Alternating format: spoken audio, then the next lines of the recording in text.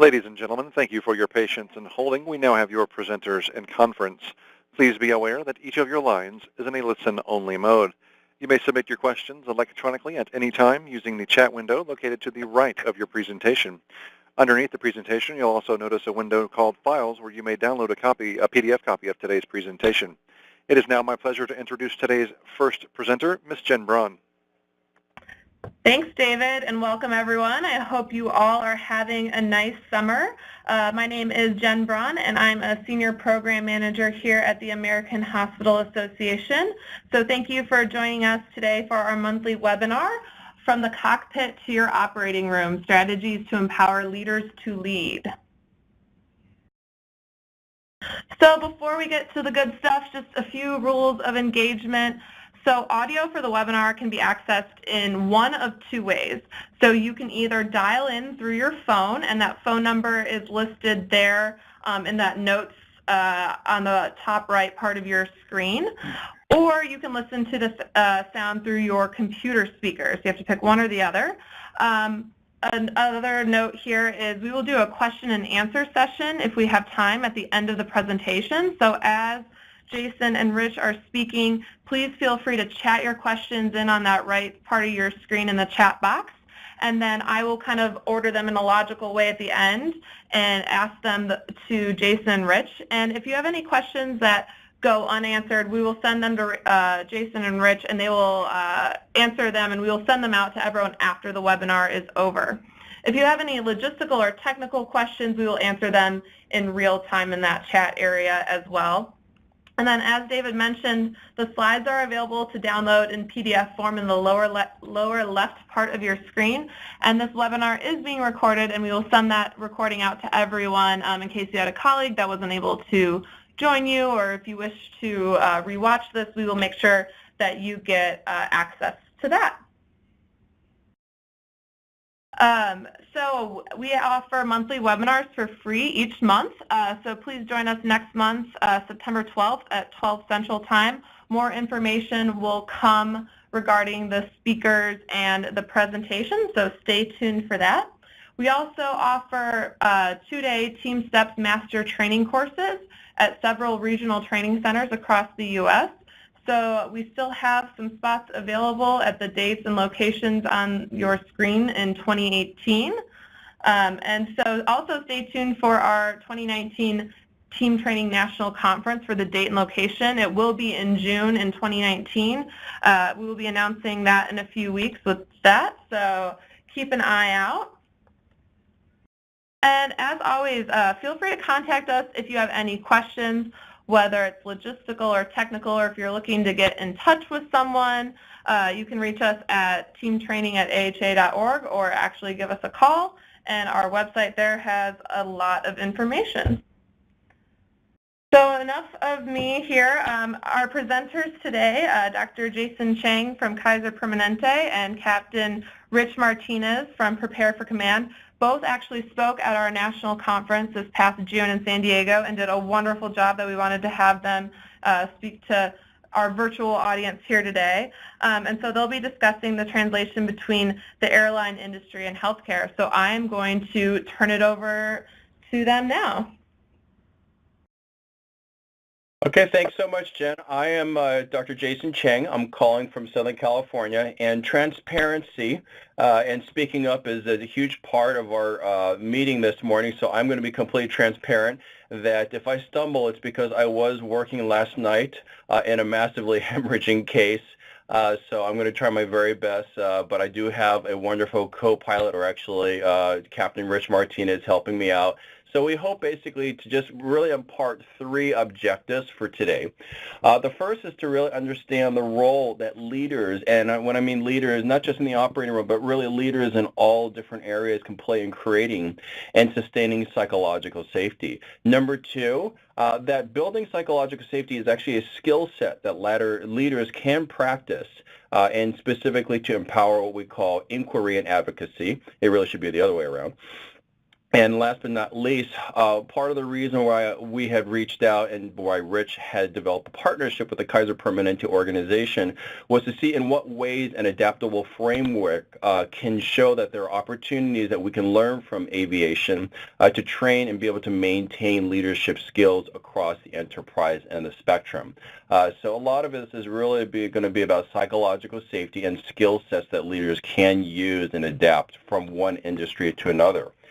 As Rich had, as Jen had mentioned, today's presentation is an adaptation of a just really fun workshop that Rich and I had developed for the AHA team training conference in San Diego.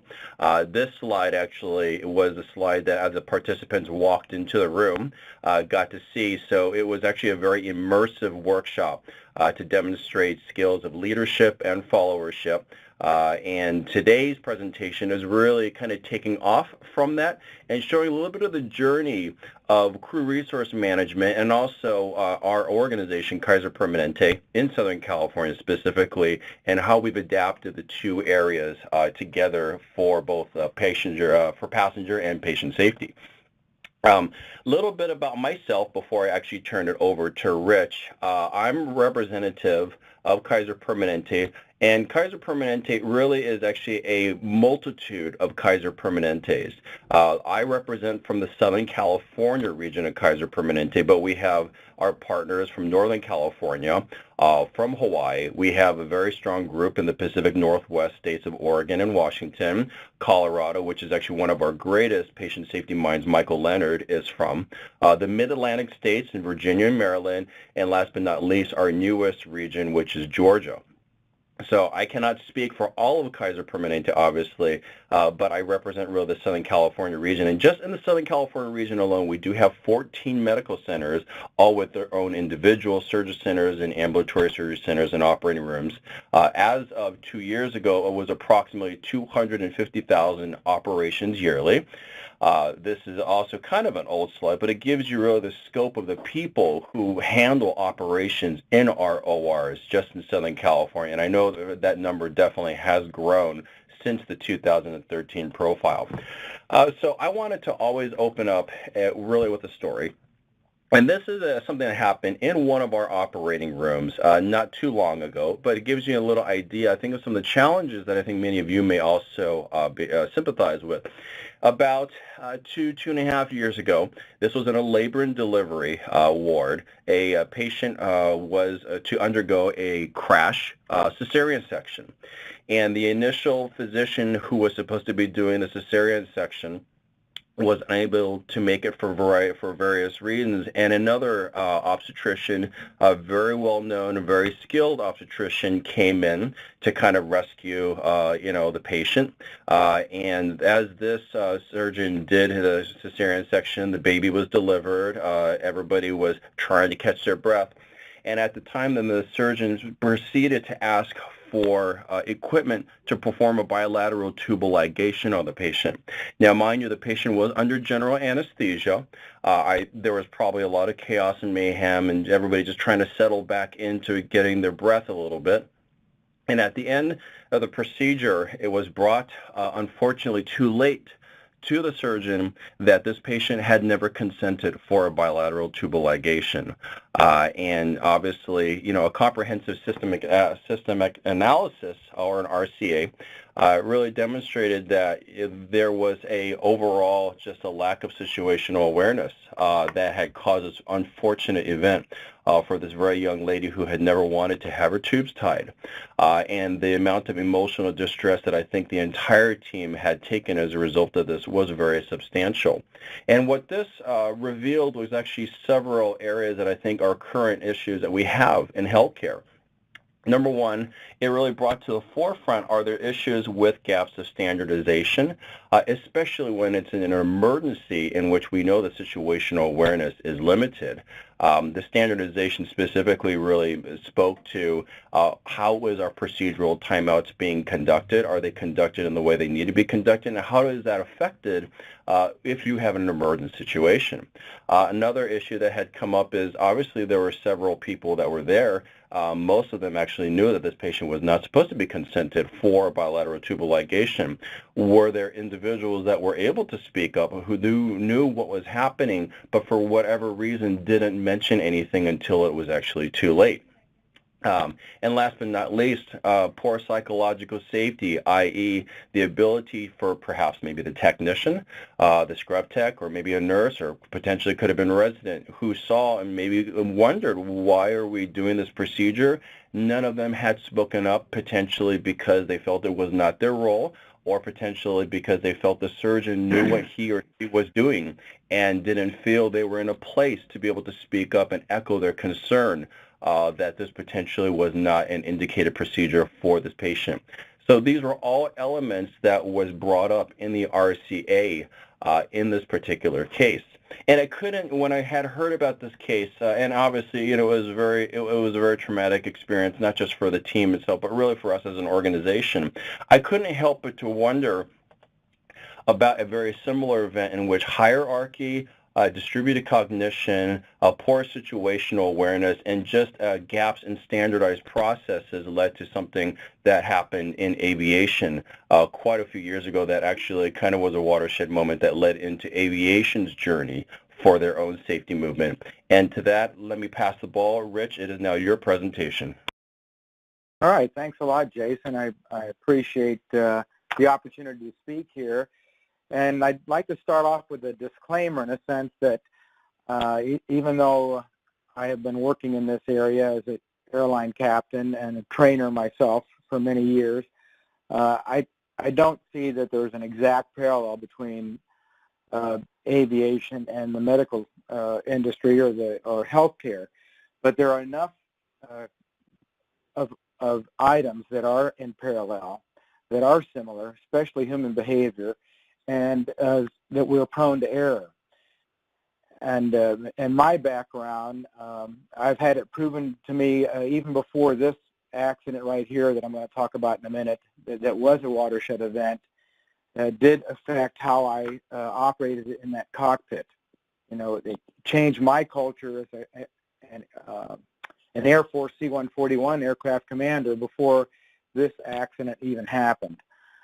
So what I'm about to, these things that I'm about to tell all of you is where I do find that there are similarities that we can learn from each other, not just from aviation to healthcare, but from healthcare back. So yes, this was the watershed event, March 27th, 1977, and it still is up there having the most fatalities of any aircraft accident that has happened since we started having jets in aviation. And the surprising thing about this particular accident was that the captain on the KLM airplane, which is the 747 that took off without the clearance, was that this was their poster boy. This captain was KLM's poster boy. In fact, they were trying to get hold of him to represent KLM on television to talk about this accident when they realized he was the captain of the 747. And I thought for a long time that he was like an autocratic, tyrannical captain, but he was not. He was a very nice guy. He was probably the most experienced 747 captain and the head of their training at KLM. And a lot of things came out of this accident, but this really is what the wake-up call was to the culture in the cockpit. Then less than 2 years later, in fact 2 days after I was hired at United Airlines, there was another wake-up call. And this particular accident where the captain was having the halo effect from his engineer and the first officer, they ran out of fuel trying to troubleshoot a landing gear down and locked indication. So the FAA came out and said, hey, we need a new type of training on the flight deck and that's called flight deck resource management. Well, it turns out NASA was working on some of this also, and United said, well, we're going to start off with the very first course of this kind in CRM and call it Command Leadership Resources, which I took in 1984 after coming back from furlough. So what did this lead to? Well, it led to taking a look at the traditional cockpit culture. What was that culture? Well, there was a huge power gradient. Now, Jason had here before that this was an authority gradient. This not so. The authority still lies with the captain. The difference is the power that the captain had was absolute, and people didn't question that. The traditional role of that captain was he was king, and basically there was only one vote. There was no voting, and still isn't any voting, but really what the captain said went along, and the role of the first officer was to be the assistant. That was their role. Throw the gear, throw the flaps. Maybe the captain will let me have a landing time to time. Now, not all captains were like that, but there are way too many of them. And the right stuff back then doesn't look like the right stuff now. The right stuff back then was about just how good of a pilot you were. I mean, could you grease it on all the time? Could you fly without the autopilot? That was the right stuff. And if you go back to those of you seen the movie, the right stuff movie about the beginnings of what led up to the astronauts being trained, the first 7 astronauts, well, you'll see that the first 7 astronauts had the right stuff then, but it's not the way they pick astronauts now. And the same kind of thing has happened over all these years in the airline business. So leadership training specific to captains. Well, in 1999, I was selected to be one of the 9 captains to take a look at what training needed to be, what captains needed and pilots needed for training. And United realized that we were the only major airline without a captain's course. So we got together and worked on what needed to be in this particular course just for captains. This particular course was organically specific, developed just for United's culture. We went to a lot of different airlines and got good information, but none of their courses fit us. It was innovative in that an extensive task analysis was accomplished to looking at the soft skills and these particular things as major components: safety, leadership, customer, team orientation, and asset management. And it was revolutionary in that it wasn't just a course that taught the rules that needed to be understood and followed by the flight crews led by the captain, but also the things like conflict management. They were involved in that too. And the other thing that was important, and I was very privileged to be the leader of this, the original instructors, that we are also trained as facilitators and mentors. And every module that was developed had leadership integrated into it. So we made sure that that was the lowest common denominator in every one of these modules, that even included stress and fatigue management. So what were these CRM tools and TEM? Now TEM TEM stands for threat and error management. And so the skills that we looked at here were skills that were expected of every crew member, regardless of what role they had. And the best CRM TEM skills were not substitutes for still being a proficient aviator and exercising judgment and having technical knowledge. Perfect performance of your technical role didn't ensure a safe flight.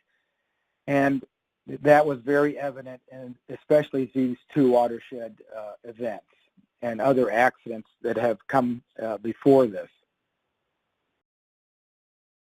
I think that the training proved itself, with, and that was nationally proved itself after the crash that United had, where they lost all hydraulics on a DC-10, and there's more than 100 people survived this crash, where Al Haynes was the captain, a Marine, an ex-Marine of all things, who brought in an instructor who was sitting back as a passenger on the flight from Denver to Chicago. And he's the one that, this Denny Fitch was the one that actually manipulated the controls while the captain tried to take care of all of the things and manage the problem. But that crew credited their CRM training for their success.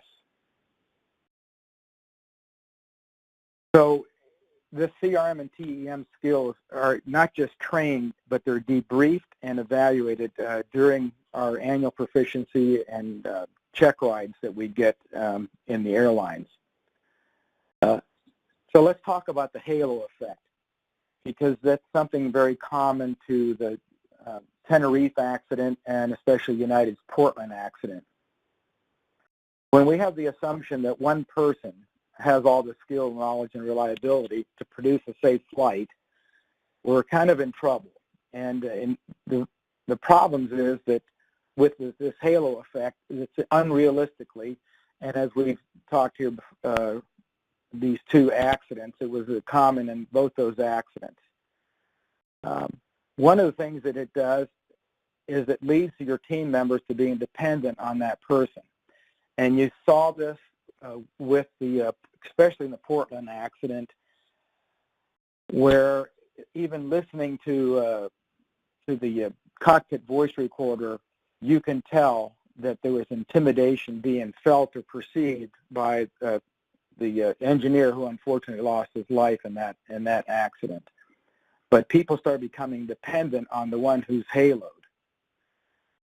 It not only affects the critical thinking of team members, but it really affects the critical thinking of the one who's being haloed, because all of a sudden there's no push back, and whatever you say goes, and that can lead to negative consequences and an unsafe flight.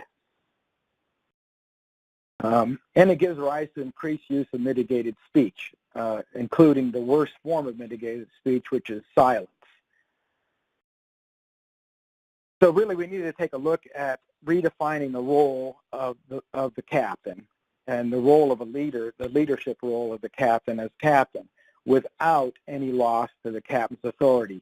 This is really across the board, all airlines, all captains, what they worried about the most was losing their captain's authority. And I'm here to tell you, after 25 years myself as a captain in the airline and a year as an aircraft commander, there is no loss to the captain's authority. When airline pilots talk about loss of captain's authority, they're usually talking about authority with other operations that has to do between airlines and what's going on at the gate and that kind of thing. So in that redefinition, the captain is given the responsibility for his team's performance as a team. So how your team is doing, you look at the captain, and that's who they'll go to. Even when you're getting training these days, they'll go to the captain and say, hey, you're not paying attention to what's going on in your team. The captain was also given the responsibility to create and nurture that crew climate that encourages and empowers what you really need to have as a captain, which is inquiry and advocacy and assertion when you find you're talking yourself down the wrong path. And this is right here is probably the biggest, this bullet point here, is the captain is not expected to always be the most technically and knowledgeable and the best skilled at solving whatever problem arises. You do, when you're up there in flight and you're having a problem, you do what it takes. And it really it shouldn't matter who's doing it. Notwithstanding the miracle on the Hudson and Captain Sully, because of the time allotment there, plus what you need to know is that Captain Sully had gliding experience before that. So He had a lot of time on the Airbus, very smart guy, and both Jason and I had a chance to talk to his co-pilot about that accident. So to set up a framework and a context for talking about leadership development, we all have to get on the same page because there's just too many perspectives out there and definitions that people work on of what leadership is. And when we developed our course, we realized that we needed to have some sort of understanding of what leadership is and what does it mean to the individual. So what is the essence of leadership? Well, it's really influence. And answering these two questions right here, how do you influence other people, especially people on your team, and how do other people influence you? And it really needs to start there. And this soul searching really, in the captain's course, needed to start here, because in the transformation, or when you upgrade the captain, whether you've been a captain someplace or not, you really need to understand how you do this influencing with or without authority. It's pretty important. So this definition of leadership is the one I really find to be most useful, even though there's probably over 250 official definitions of leadership. And here's how it goes. Leadership, the big leadership, is creating the conditions that allows your team to succeed. So how do we do that? Well, it depends on your role. Your role in the team as a designator or the follower, it really requires two complementary sets of skills. One set is a set of leadership skills, which involves authority, but also followership. You know, what is that? Now, we usually think of followership as with those sets of skills, which, believe it or not, the captain also has to have, because he doesn't own the airplane that he's flying and can't just go willy-nilly and buzz his house or his friends with all the passengers in the back. The captain also has to practice followership within the context of flying that airplane with passengers for the airline. But the followership skills here are basically inquiry, advocacy, and assertion. And the dynamicism between the two of these things is like dancing. You know, the dance of leading each other. Jason and his wife are competitive dancers, so they understand this concept very well. Leadership and followership go back and forth like you're in a dance. So what are the components of leadership training that we use in the airline, especially the captain's training, is, first of all, what differentiates leadership from management? And you get all kinds of debate here about leadership being about people and management being about resources. But the way that we put this in context is that the leader's role sets the vision and the tone, and the manager's role executes that vision. So in my briefing to my crew, before we even start looking at the paperwork, I set out a vision of how it's all going to work and give them really my top three priorities, and safety being the first one, and doing it professionally being the second, and that we're going to, you know, have fun doing it being the third.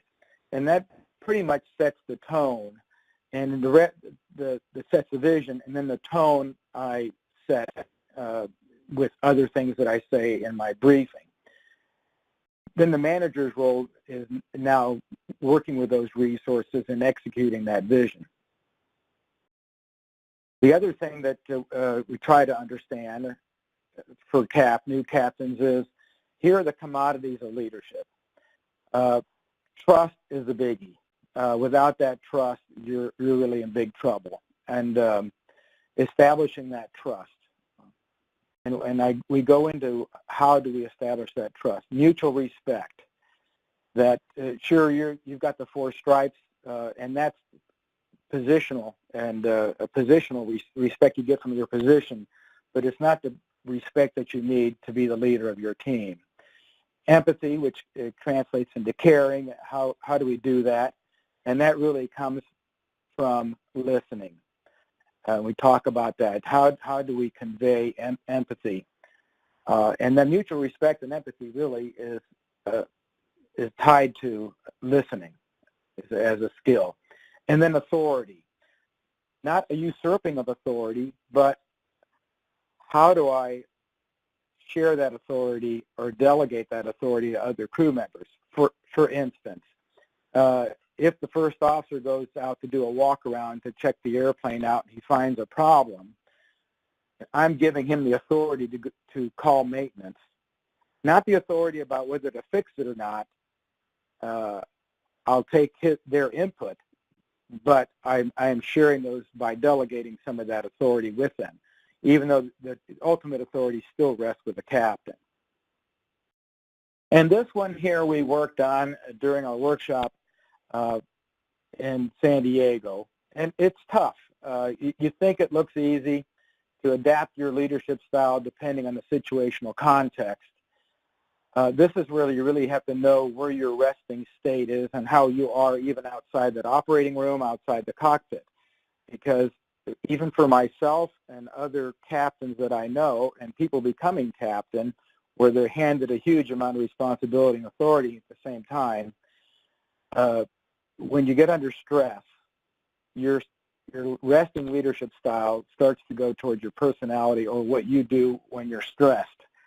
And so we work on what this looks like, and we use the example, just one example of approaching a thunderstorm, where you're so far away from that thunderstorm and maybe you're not flying, and you can be, your leadership style could be hands-off until you get closer. And then what do you say to the first officer or the captain when he or she is flying that starts to have a different leadership style that says, okay, we need to do something. What is it going to be?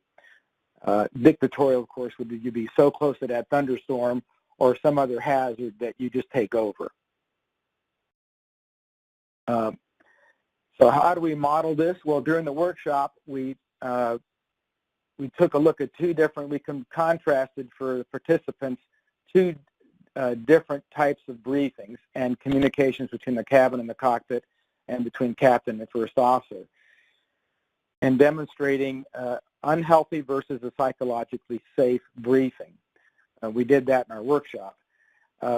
Adapting a leadership style to your situational context, as I said before, and then Jason and I demonstrated what it might look like while the captain is flying, which is the highest potential for mitigated speech.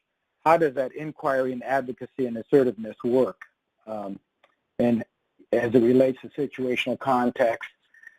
And then we did demonstrate an informal and facilitated debrief. Inquiry, advocacy, and assertion, and they usually come in that order. Not to say that being assertive is never going to is going to have some times where it just comes by itself. That might happen, but usually there's inquiry first, advocacy later, and then assertion. One of the things that helps with all this that the other people on our teams, the flight attendants, mechanics, dispatchers, and other groups that we interface with, they also go through crew resource management training. But just about every year or a couple years, the flight attendants and the pilots are brought together during our annual recurring proficiency training to practice teamwork and those kinds of things. And you wouldn't be surprised to hear that sometimes the scenarios involve hostile actions in the back of the airplane. Years ago, they introduced coded language to convey or assert either a concern about safety, uncomfortableness, things that come up, and it's a structured language that gets your attention. That attention would be something like I had coming into Honolulu a few years ago from the flight attendants calling me right when we were on downwind leg, that, Captain, I know I'm calling during the sterile cockpit time, but I'm concerned about an odor we're smelling in the cabin. And that odor, to make it quick, that odor was it smelled like burning rubber bands, and I haven't got the time now to go into how we handled that. It landed the plane okay, and it turns out that there was a layer there of volcanic. There had been a volcanic eruption on the Big Island. That there was still a lot of that odor traveling around between the islands in a certain altitude. But I know when they call me from the back and they use one of these cuss words that this is something serious and I need to pay attention. So how do we respond to this, to inquiry, advocacy, and assertion? Well, the first thing is just to answer the question or with an explanation or just a direct answer. Maybe ask another question, like I had to with the flight attendants calling me from the back of the airplane. And then take a look at it objectively to revisit the decision. Maybe that's an inquiry about a decision that the captain has made or all of us made together, and then somebody has some second thoughts about it or the process we went through making that decision. And then to actually look at them and check for acknowledgement and understanding. Not, well, that's what you say kind of thing. What you really don't want here is having the response as passive-aggressive from your crew members later.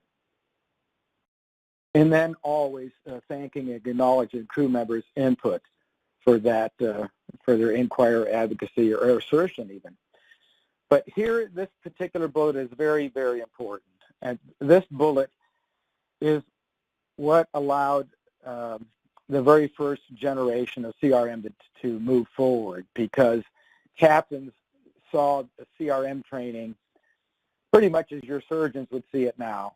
And that would be, well, you're just teaching the co-pilot how to manipulate me into going along with something that they want to do, and that's not true. As soon as the captain makes a safe, legal, and operationally sound decision, advocacy stops. And Jason asked me to give you an example of that, and a quick example would be, of course, landing in Honolulu a while back. Actually, I was saying the flying co-pilot is monitoring, but he was actually sitting in the middle seat, and it's an all-night flight. We're all tired, except maybe the person who's sitting in the center seat, and they would like me to land on runway 4, which happens to be closed. It's less time in the air, but the runway is much shorter, which would put people through a deceleration, which I didn't want to have. And I really wasn't ready to be doing this kind of thing. We had to ask the tower to open the runway and that kind of thing. So I just asked him the question after he had advocated for landing on runway 4 a couple times, and I said, hey, is landing on the runway 8 left safe, legal, and sound? He had to say yes. That was the end of it. Of course, we had a little talk about that later, but that's an example of responding to inquiry, advocacy, and assertion. And then we do, in the airline industry, we have various ways of reporting and learning from our mistakes. The biggest one that happened probably about the time we started the captain's course in 1999 was a self-reporting mechanism that would give you, pilots call it a get-out-of-jail card, but not really, because you self-report on errors that you make or errors other people make. It's de-identified and collected in a database, and it's looked at every month, and there are changes that are made from it, from you reporting your errors. Safety people get a lot more input this way from the operation. Then we also have something called FOQA, which is where the airplane reports. Again, it's de-identified, but if they want to, and there's something serious, where you've exceeded some level, and there's 3 levels of exceedances. These are things like the airplane going over 30 degrees of bank, being level 1, and other parameters that the airplane records. There's a flight safety inquiry program, so I'll put more of these up here and speak to a couple of them. Line-oriented safety audits are other pilots fly along with you and just take notes about errors, even procedural errors that are made. Again, it's de-identified. And when Continental started doing this many years ago, they weren't too happy about people coming into the cockpits to do these audits, flying on a trip to do an audit. But after some of them were done, and it got back to the pilots that procedures were changed as a result of this, procedures that pilots wanted to see changed. The next LOSA that Continental did, pilots, captains were inviting and calling up and asking if they could have a LOSA observer on their jump seat. And then flight safety departments is pretty much, it's close to your root cause analysis. But they put out safety bulletins after incidents and trends that are looking to threaten safety.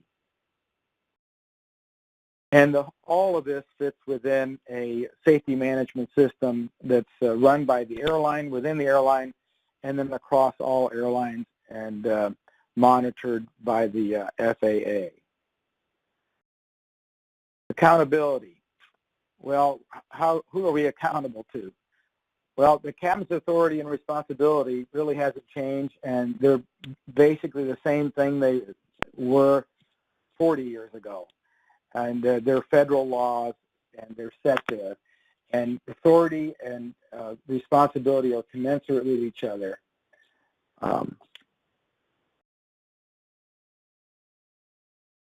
Pilots are accountable to the company via compliance with the Flight Operations Manual, which integrates with FAA regulations. And, you know, there are things that are in those manuals that really have nothing to do with the FAA regulations, but they combine them all into one, and you don't have to be looking in 2 different places to see what your rules are. We're also accountable within our own profession by a code of ethics, which comes through the union, the various unions that represent pilots in different airlines. And then there's recurrent proficiency training and evaluations. So at United and other airlines, your CRM, TEM skills are evaluated and trained. They're trained when you're learning to fly that particular airplane, and they're evaluated when you come back for your check rides. So here's where I'm going to turn it over to Jason to take it from here. All right, thanks, Rich. So what I wanted to just show this slide, very quickly is I think this gives you really an idea of the journey I think that Crew Resource Management Aviation took, and I think it's worthwhile noting that there are several different stages and generations. This is actually Rich's slide that he shared with us when he started working and consulting with Kaiser back in 2009. And I think, in all honesty, right now, because many of us, are starting to implement TeamSTEPPS at certain levels within our organization, maybe the second generation, I think, is kind of where we're at right now, where we're talking about briefings, doing team building exercises, and really starting to get situational awareness down a little bit. So you could tell if aviation has really taken about 5 generations to kind of get to the level of safety that there are. We're on our journey in healthcare as well, too. So I think worthwhile noting that we need to be patient because I know, every different place, even within our own Kaiser Permanente organization, we're at different places on our journey. One thing I wanted to mention is I think, when we're really talking about leading teams, which is really what this is about, I think it's important to, first of all, know what team you are building. And within our organization, we really developed discipline-specific, highly reliable organizations and highly reliable teams. So we developed them within all surgical and procedural settings. Within each of our medical centers at Kaiser, we do have interdisciplinary teams that implement safety sciences and monitor TeamSTEPPS, i.e. adapting areas of crew resource management within each of these disciplines and teams themselves. And last but not least, it is also part of our goal to have initial training of TeamSTEPPS, but more currently, recurring training of TeamSTEPPS to make sure that we really maintain these skills, that it's not just kind of, the proverbial spaghetti that we're throwing on the wall. And last but not least, as an organization for Kaiser, we know how critically important it is to share these best practices and spread them through all of our different medical centers, not just here in the Southern California region, but also really across the entire Kaiser enterprise. One of the areas that we knew was ripe for an opportunity is initially when we did the surgical safety checklist, which I know many of you are aware of, we really started off initially with just this pre-incision pause, where we would just say, I'm going to do a pause, this is the patient. So very, very basic elements of just making sure we did the right thing. In our facility, we really took the pause and actually brought it into a full pre-procedural briefing. Because I think strategy number one for us is to take any type of team event that you have and build leadership skills among your leaders to be able to speak and practice those skills on a daily, recurring, ongoing basis.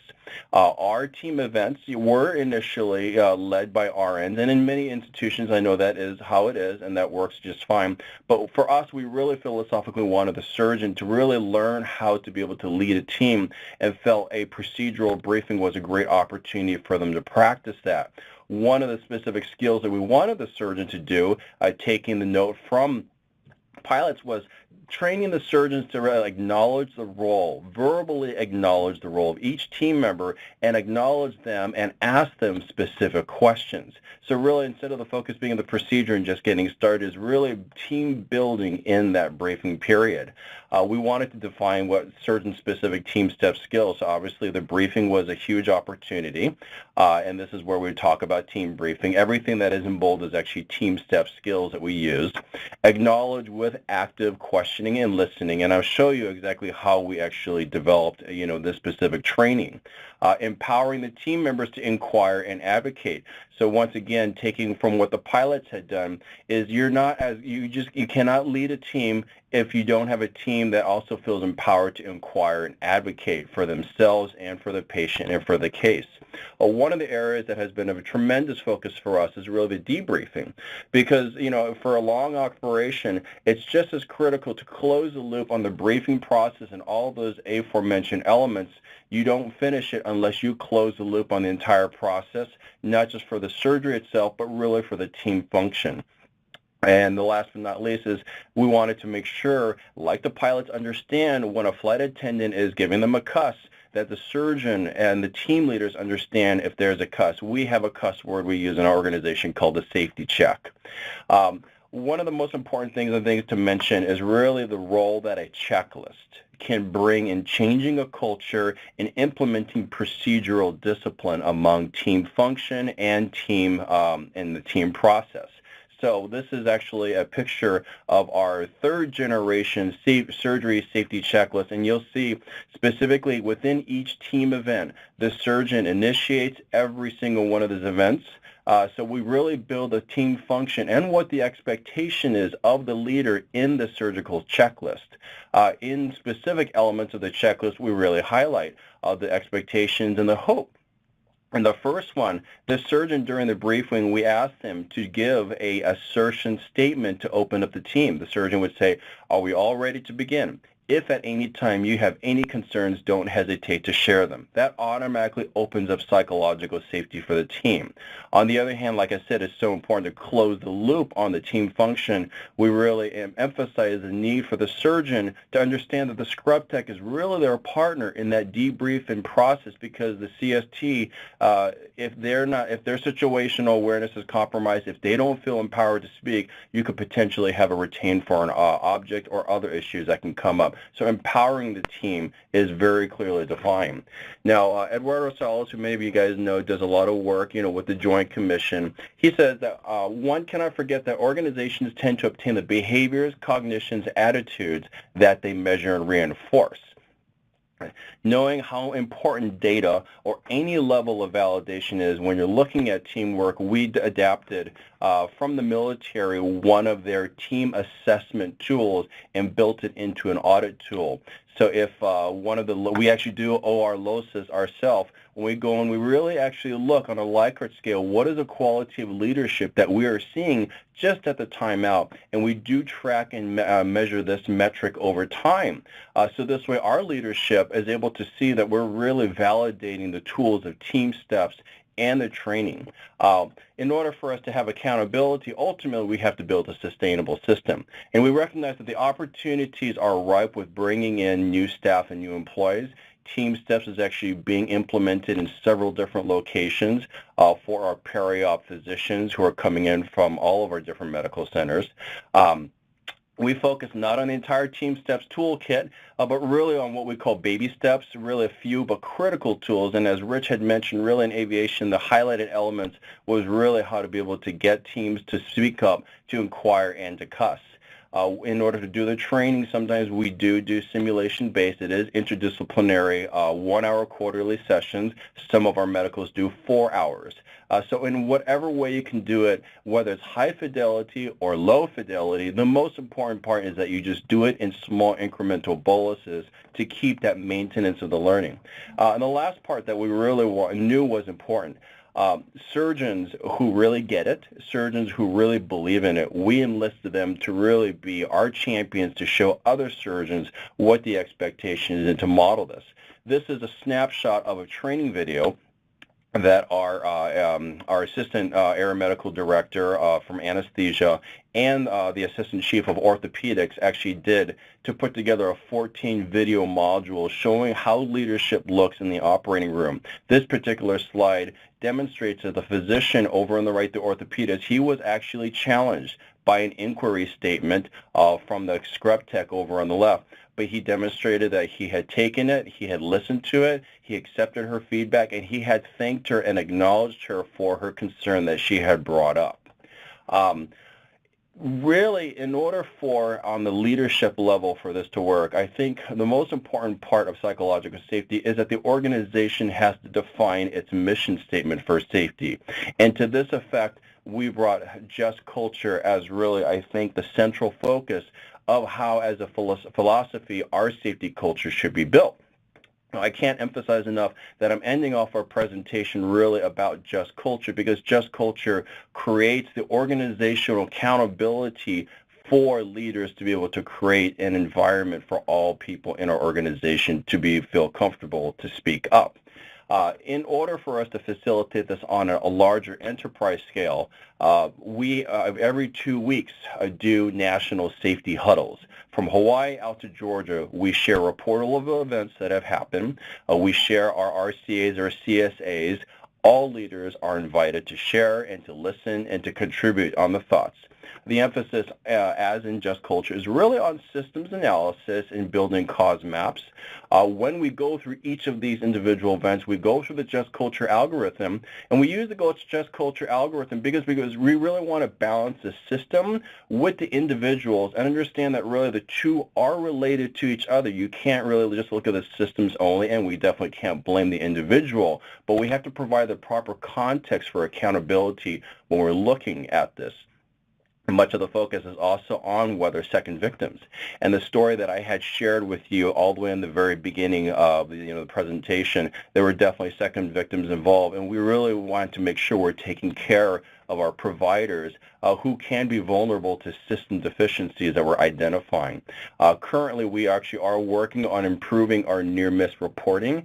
As Rich had alluded to, near-miss reporting, it was so critical for the aviation to become a continuous learning system where everybody felt the psychological safety and reporting issues that they were worried about. We're doing the same in our organization. We actually have partnered with the IHI for this specific goal. We also believe very much in resilience. So whenever there are people who really do outstanding things in the name of safety, we do give out good catch awards. And I know many of you guys probably do that within your organization as well. So this is the last slide. And I really like this slide because I think all of us, regardless if you're the executive for your leadership, or whether you're the ward clerk in a busy urgent care clinic, all of us look at ourselves as taking care of patients, and that's really what it's all about. We're taking care of patients, we're taking care of ourselves, and really in the spirit of just culture, I wanted to share this quotation. Leaders who transparently share data on deficits as well as accomplishments build goodwill and trust. We signal seriousness about results. We shape a culture of openness and inquiry and encourage connection across boundaries. On behalf of Rich, who I thank you for your work and your partnership with our Kaiser Permanente organization, on behalf of the American Hospital Association, and all of you who are taking your time out to listen to us, thank you so much for joining us, and I hope we can all hear about each other's journeys moving forward. Thank you. Thank you. Thanks, Jason and Rich. Really appreciate that presentation and the connection between both industries, being healthcare and aviation. I think we do have time for 1 or 2 questions. We have 3 minutes left, so I'm going to go ahead and fire away here. So this question perhaps goes to both of you, but inside a team there's also there's a formal authority and then there's those with informal authority. So how do you kind of solve that dualism? What are some strategies that perhaps you both have used? Well, Rich, Rich, why don't you take this one? Well, on the airline captain, it's pretty obvious of the formal authority. And the last resort for me is to say I'm the captain. So the way I handle it is I try to do it with the informal authority, really respect and trust that people have, and the decision making that will include as much input as I can get. Yeah, I completely agree with you. I think, you cannot clearly define every form of authority in every role, but I think, it behooves you that if there is any question to go ahead and bring it up. I think what we're truly trying to do, especially in this presentation, is authority is only given to you based on your ability to be able to keep a team of people together and empower people to be able to speak up. So that's really how I probably would answer that question regarding what authority, formal or informal, is about. Great, thank you. And then last question, we get this every time. It's, a tale as old as time. So with physicians, having this authority, Jason, like you said, for your briefings in your ORs, what strategies or how did you overcome those who were resistant? How did you get them involved? Yeah, absolutely. You cannot really implement anything new until you do get the buy-in of your organizational leadership. Otherwise, you go into an operating room, you'll be kicked out very, very quickly. And those are things, we learn even within our organization. So I think a shared vision, first of all, has to be shared between the organizational leaders, the hospital leaders, and the clinical leaders. But at the same time, I think a very deliberate way of implementing any kind of safety initiative needs to go in as a way of showing really at the ground level how you can accomplish this. So I think just socializing it right with the proper leadership and employing the right champions who will align with you is very critically important as well. Great, thank you. We are at the top of the hour, so one more huge thank you to Jason and Rich for a wonderful presentation, and thank you all for joining us. We'll send a follow-up email once this recording is available, and there were a few lingering questions that we didn't get to, so we'll send those to Jason and Rich to get answered, and we'll share again with you all. So thank you again, and enjoy the rest of your day. Ladies and gentlemen, that concludes today's presentation. You may disconnect your phone lines, log off your webinars, and thank you for joining us this afternoon.